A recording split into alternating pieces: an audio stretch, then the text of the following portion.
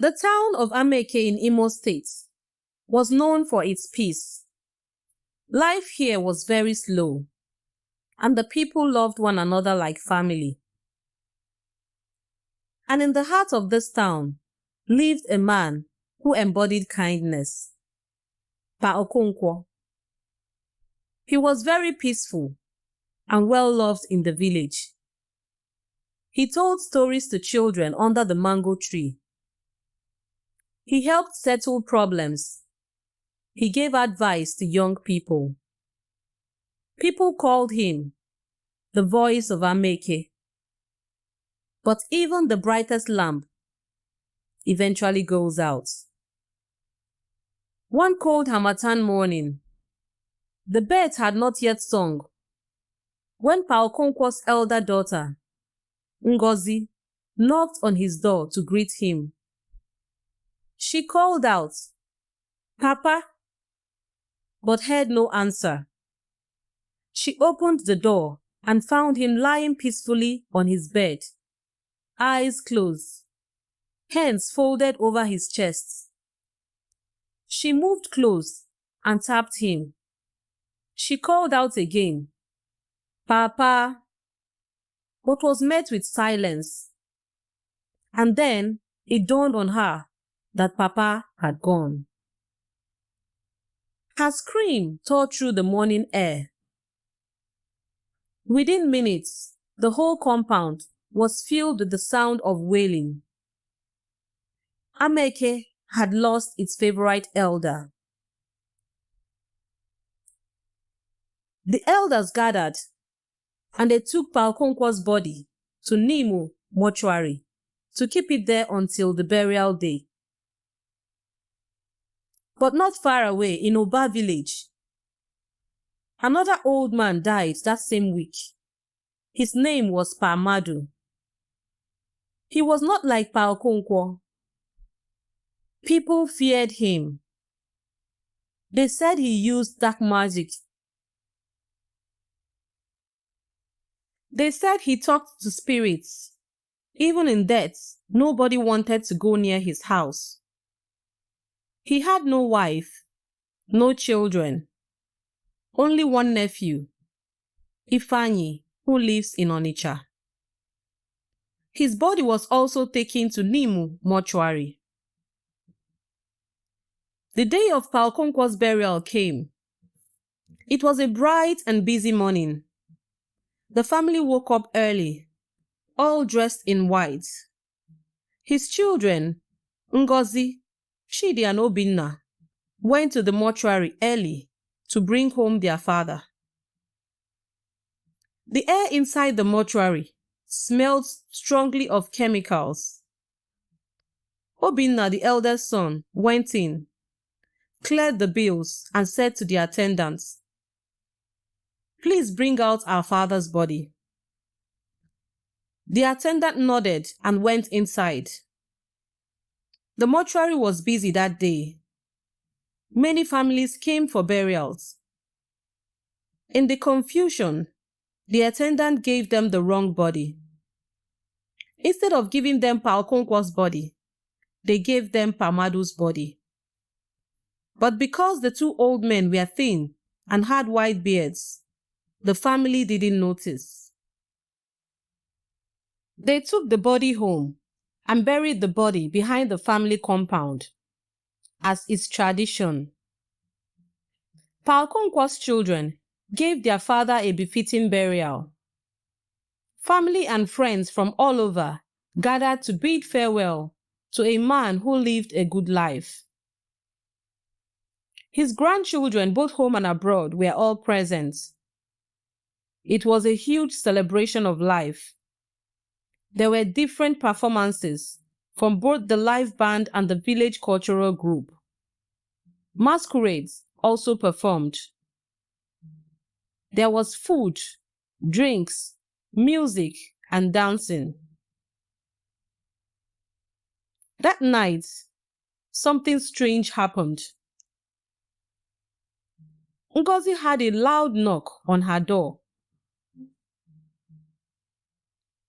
She opened it, Standing there was a shadow. She couldn't see its face, but it leaned forward and whispered, "You buried the wrong man." Ngozi screamed and fainted. The next morning, Obinna's little son, Somto, couldn't speak. He just stared at the ceiling. His eyes rolled.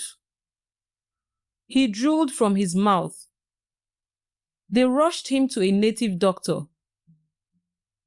The man threw cowries into the fire and said, "There is a spirit in your house that is angry. You buried a stranger on your land." That same night, Chidi had a dream. In the dream, Paokonkwo came to him, wearing a white cloth. His eyes were full of tears. "My son," he said, "I am not at home.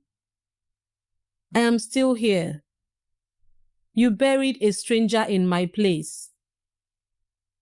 Please find me before it is too late." Chidi woke up with sweat all over his body. He ran to his siblings and told them the dream. They all agreed something was wrong.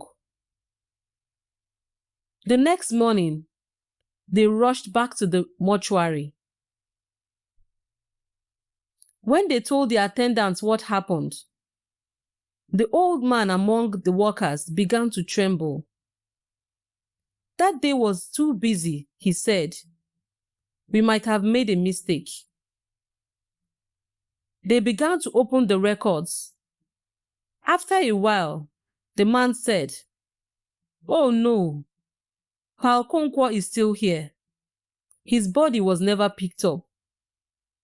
They followed him to the cold room. And there, lying quietly, still cold, was their real father. The whole family was thrown into confusion. They cried, they screamed. They had buried the wrong man. Then outside, someone was shouting, "Where is the body of my uncle? Where is the body of my uncle?" It was Ifeanyi, Pamadu's nephew. He was very angry. "You buried a powerful herbalist without his rights. He is angry. Your land will suffer," he said. That night, Ammie village changed. People started hearing footsteps at night. Children cried uncontrollable in their sleep. Chickens disappeared. Dogs barked at nothing. Drums played by themselves in the compound. A voice kept saying, "This is not my home. Take me away." The elders were confused and terrified. Never has such a thing happened. They invited the chief priest, the Ezemwo.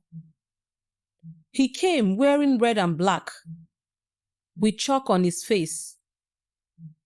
He said, "Two spirits are not resting.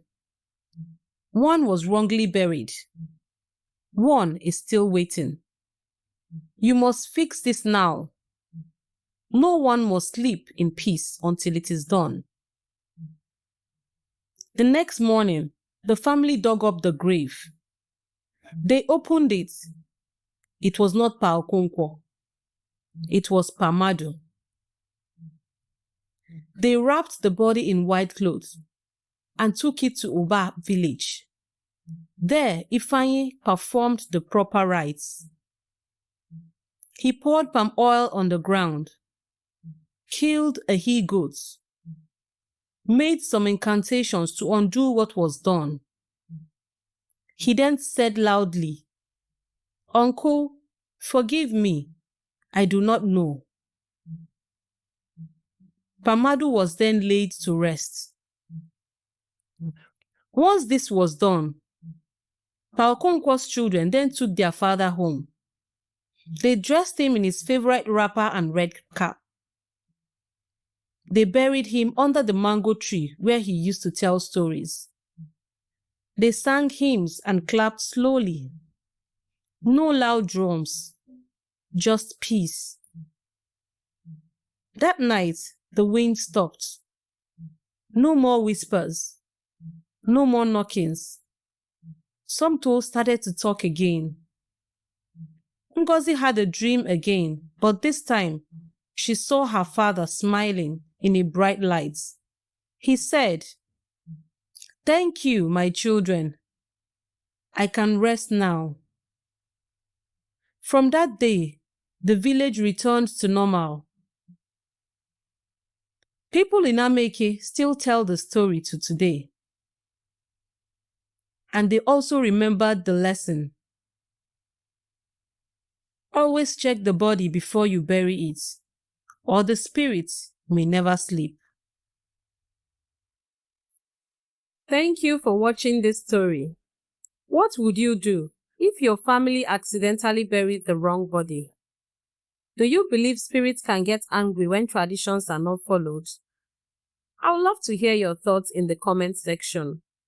Don't forget to like, share and subscribe for more chilling African folktales. Bye!